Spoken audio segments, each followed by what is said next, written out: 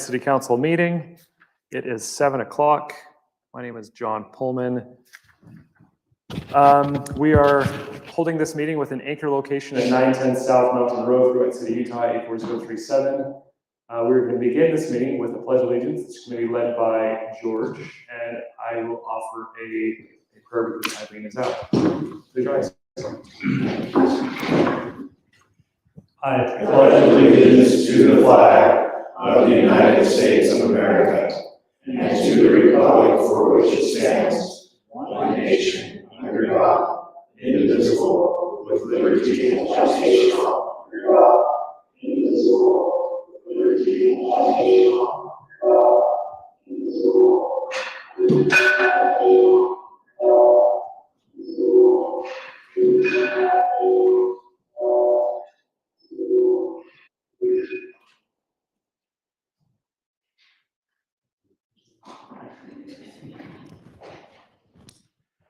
Our Father in heaven, we bow our heads and give you thanks for this day. We're very grateful for this country that we have to live in, for the freedoms that we have to enjoy, for those who have gone before us to provide us with these opportunities and these freedoms. We're grateful for the chance that we have to meet as a city council this evening to discuss the affairs of our community. Please help us to do so in wisdom, and help us to make the right choices for those who we live with, we work with, and we represent.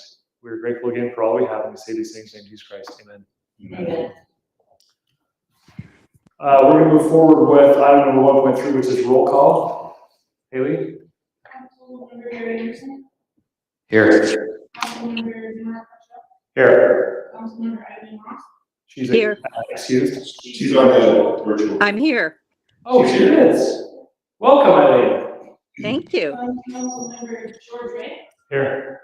Councilmember Florence Sadler. Here. Mayor John Paul. Here. Thank you.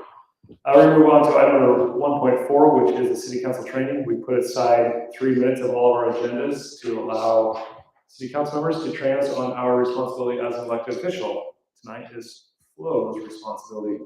You've got 3 minutes. Okay. I chose to look at the very last chapter of our book that gives us all of our powers and duties from the Utah League of Cities and Towns. The very last one section is called Cleaning Up the Town. And with spring coming in and everything, sometimes, and there was a really good, what do you call it, root runner last year that gave us the top 5 code violations of cleaning up the town ideas, and they are overgrown vegetation, abandoned vehicles, junk and debris, overgrown trees, and RVs on the street. And if a neighbor has an issue with something that's going on, they can maybe work it out with the neighbor themselves or let the city know. Where each city is supposed to have an inspector who needs to be kind of diplomatic, working with people, because as we all know, one man's junk is another man's treasure. And so there needs to be clearly defined rules of what's okay and what's not okay. And I looked at our code, it's Title 4, I think, and there's some pretty clear things. Weeds can only not be bigger than 12 inches if you can't have any poison oak, poison ivy, and things like that. And so, what else? If they don't clean it up, the city will clean it up and charge them. And hopefully that doesn't happen very often. But but of course they're given notice, a courtesy notice, which explains the area of concern, the action required, and there's a follow-up inspection. And so the idea is that we keep our city as beautiful and healthy and as nice as we can for our neighbors. Thank you. Thank you, Flo. That's great. We're going to move on to item number 2, which is declaration of conflict of interest. Just asking if we have any this evening. Seeing or hearing any, we're going to move on to item number 3, which is a public comment period. This allows residents to come up and present comments. We ask you to keep it 3 minutes, but since you're the only one, if you need a few more, you're fine. I will likely be 4 minutes. Would you state your name in the microphone? Yes. Thanks, Dale. My name is Dale Kunkel, and I'm a resident of Fruit Heights City. I'd like to start my comments with stating that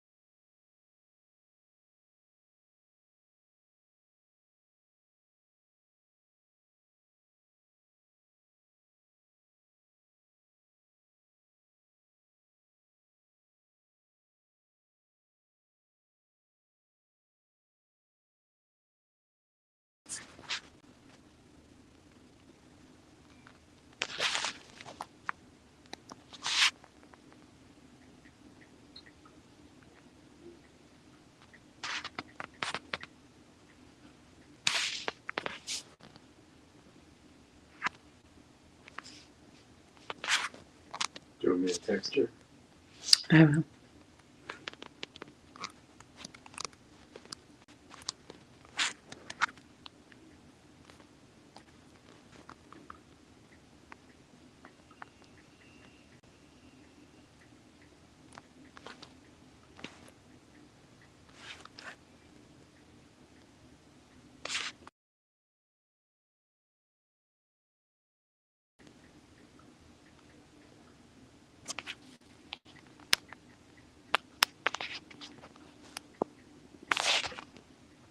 I did, but I can't hear anything.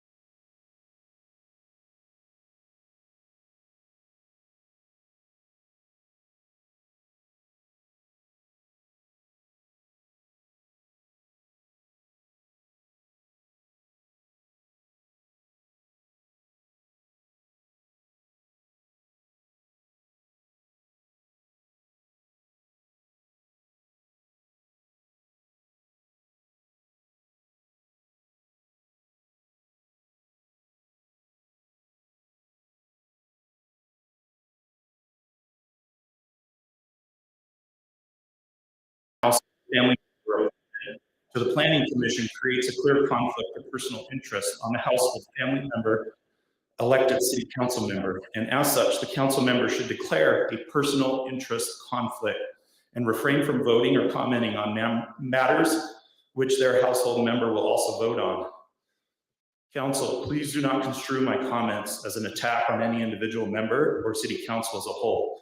I'm simply asking you to review your duty and responsibility and your ethics, and from this point forward, be better. Doing so will limit the liability that our city may, and inherently the taxpayers of the city may incur. Also, my statements are my own and do not necessarily reflect the opinions of my household members, who are also residents of Fruit Heights City. Thank you. Thank you. Do we have anyone else who'd like to say anything tonight? Seeing or hearing anything, we are going to move forward to item number 4.1, which is the presentation about CTC. I have asked April Coleman, who is representative and represents Fruit Heights City on the Community Cares board. And I'm going to open it up to who is the liaison. If she has anything to add, we'll take into it for you. You're welcome. Thanks for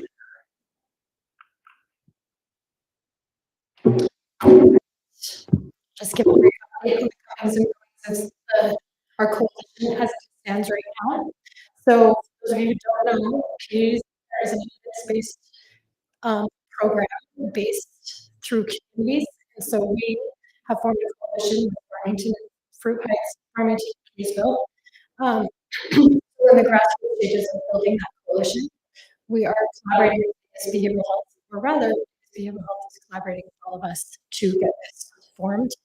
If anyone is interested in literature or want to be really nerdy on Communities That Care, based on all sorts of evidence-based practice articles that are lengthy and great.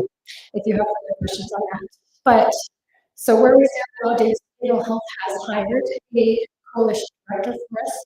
Her title is prevention coordinator.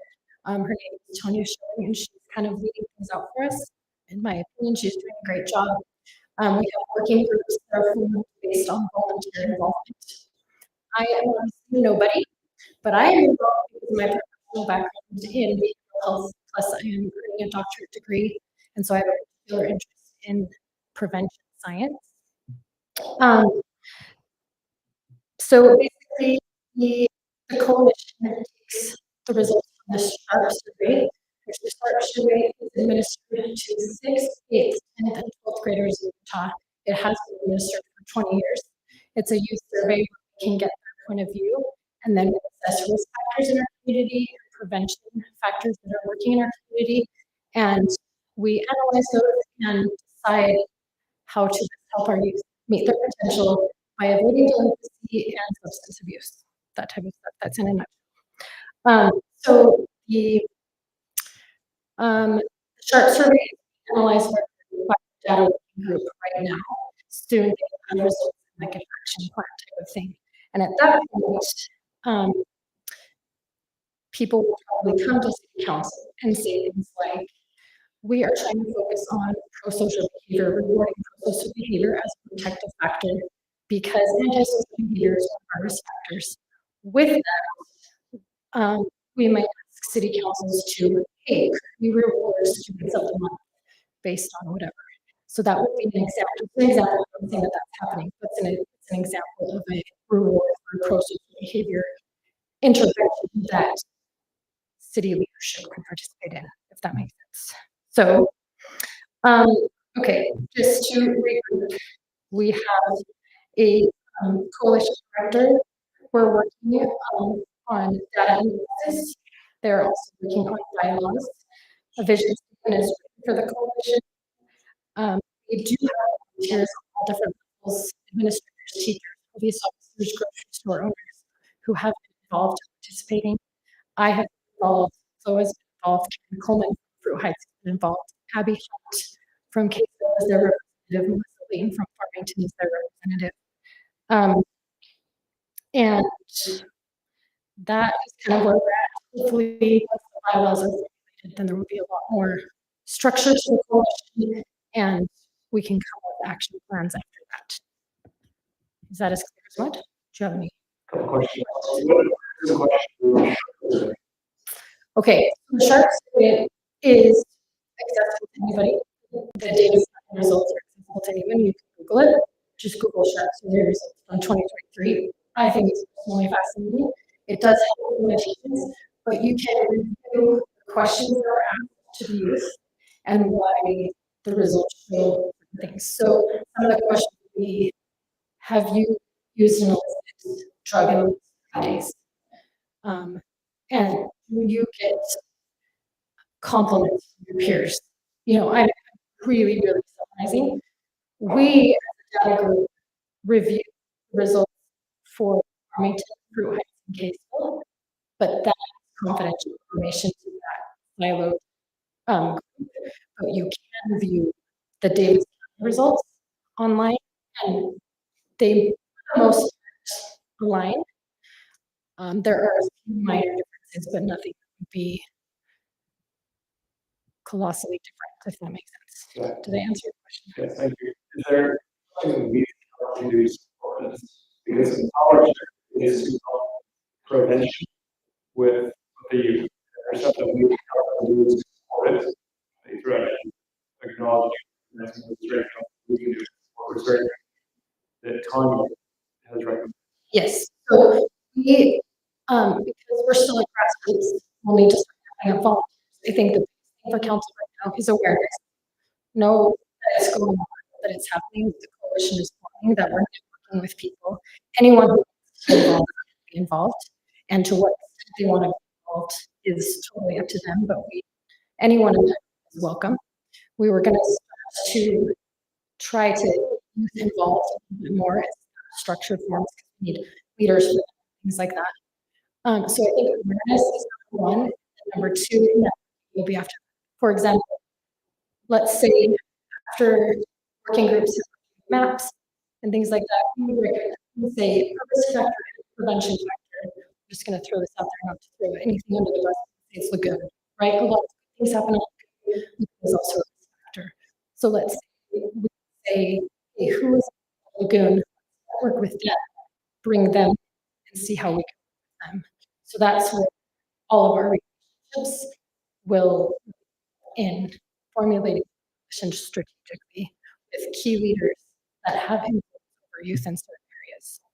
So for example, Bowman's, they have already helped because they don't sell alcohol, and they're one of the only. So they are highly in the coalition at this point, just because of their influence in the community and what they sell and don't sell. So we will network strategically if we can as we go forward and get the coalition structure in place. Sorry, so I know that Northern Davis has a coalition with Clearfield, Clinton, Centerville. How that really in front of us doing? Yeah, so we are the last coalition. We're behind the other coalitions. Clayton has their own coalition. There's a North Davis, there's a South Davis. So we are called Central Davis. So we're Central CDC is the title that has been decided.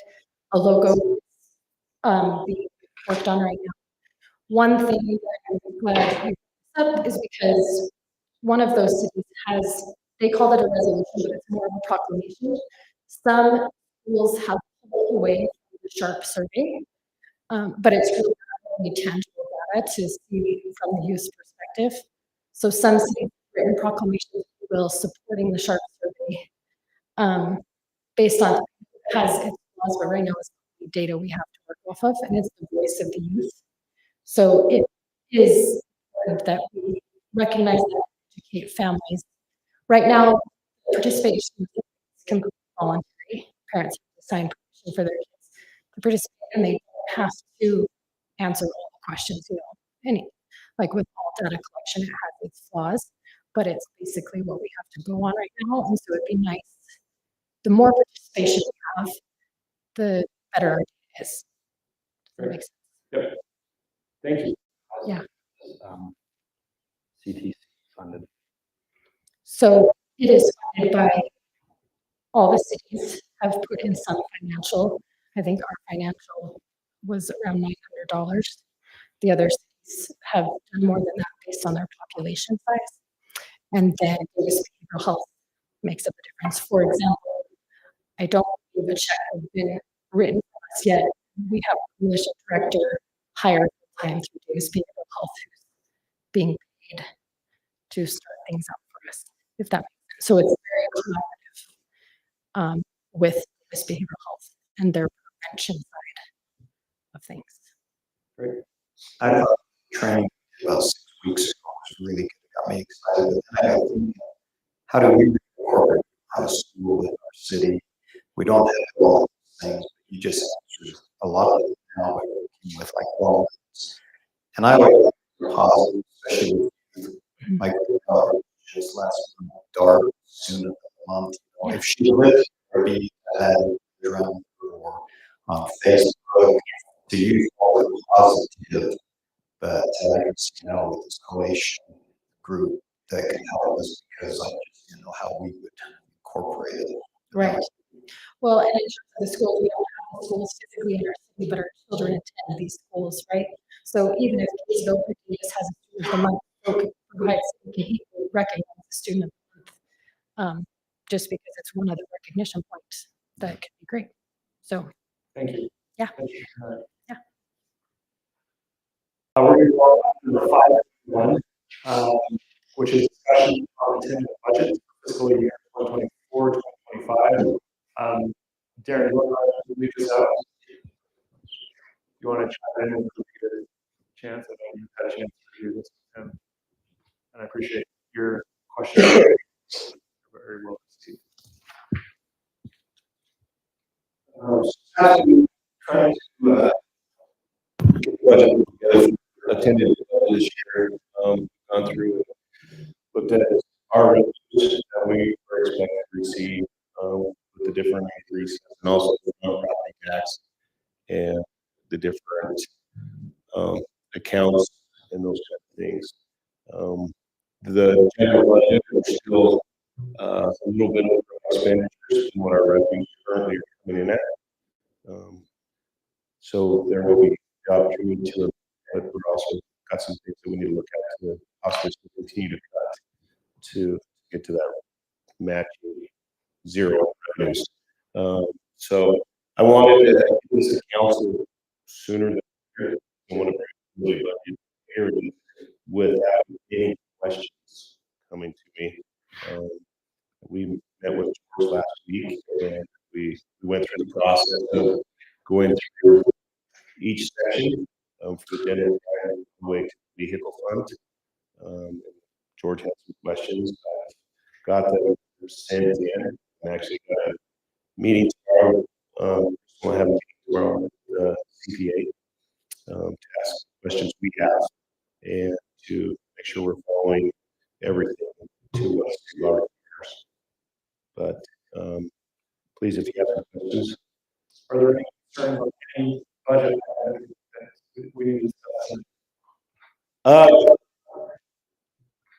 Like I said, so the water, storm budget, and those budgets, I have been those equal to expenditures. The general budget is the last one that we're going to get to that point. And that are some of my questions to the CPA. Do we know what our tax levy is going to be? How much it's going to bring in? I don't know what that is. Usually, talking with other cities, that comes to the end of April. I actually got an email for an invitation to a city tax thing for May 15th or something like that. They're holding a meeting. So I think at that time, I will know that for sure, where it's at. We actually received $40,000 last year in property taxes. I did start researching that a little bit after I met with George to find exactly why that was.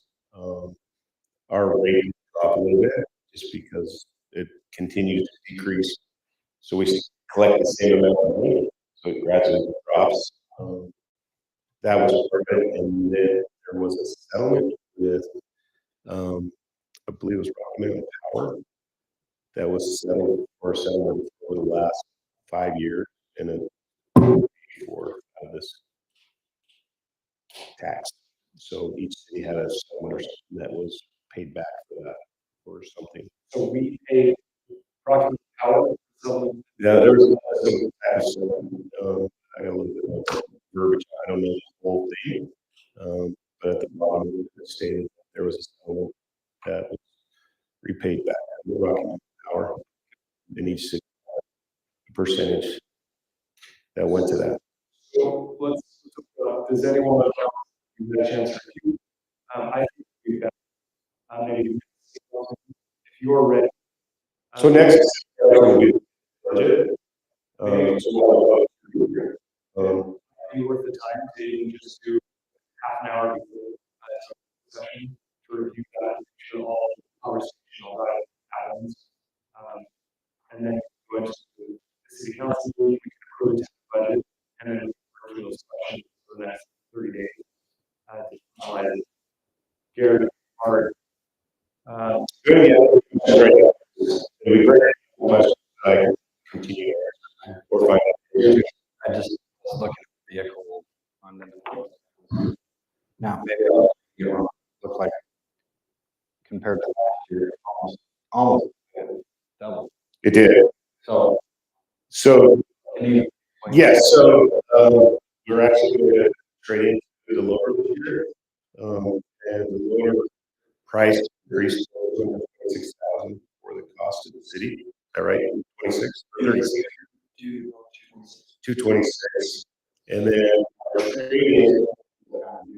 our trade-in this year will be 216. So for the last 3 years, it has cost us around, just because of the price of loader has increased. Mind if I explain that just a little bit, because for you guys that haven't been on the council,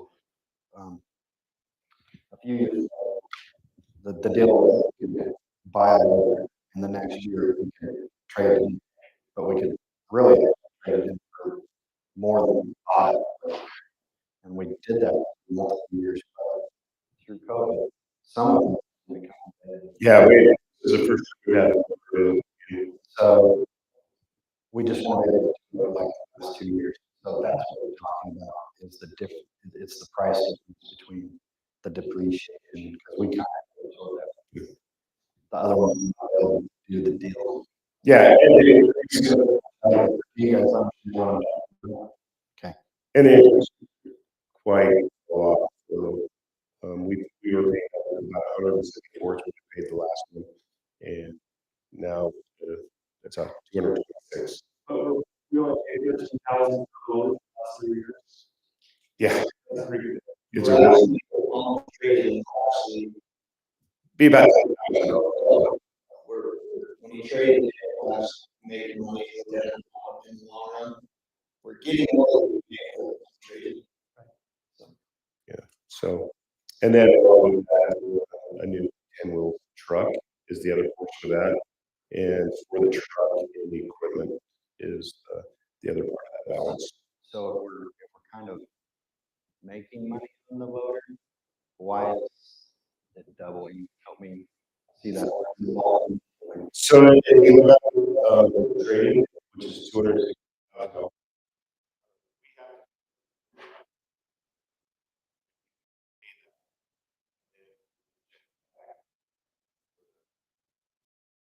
Out trade. So I have to trade, but I also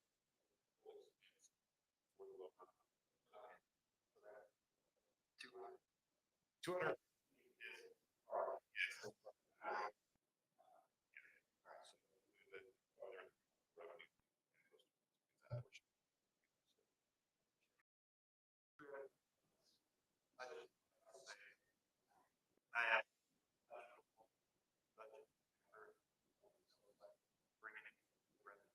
So I can't.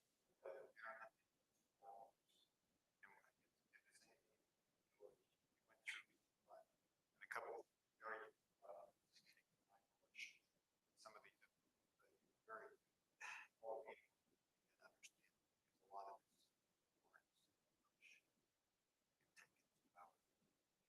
so let me just kind of as elected officials to review and manage.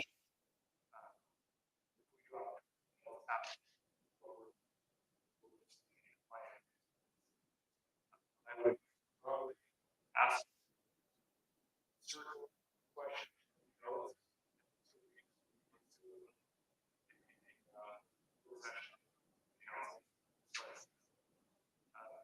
Passion so that everyone knows where we are.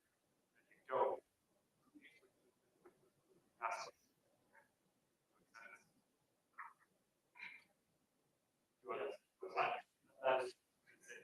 comment.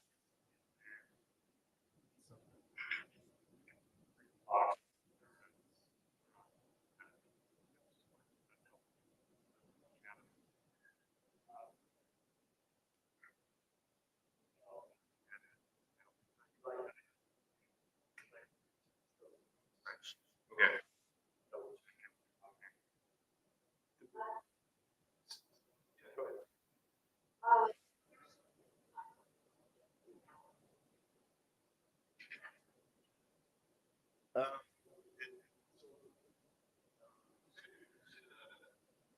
Irrigation.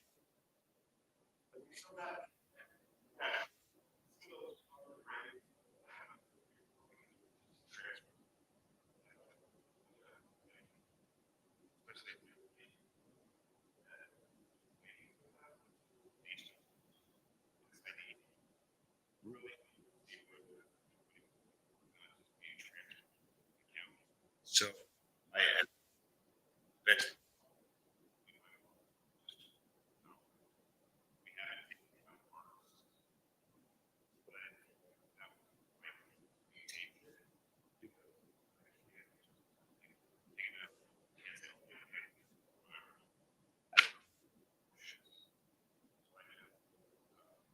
Just that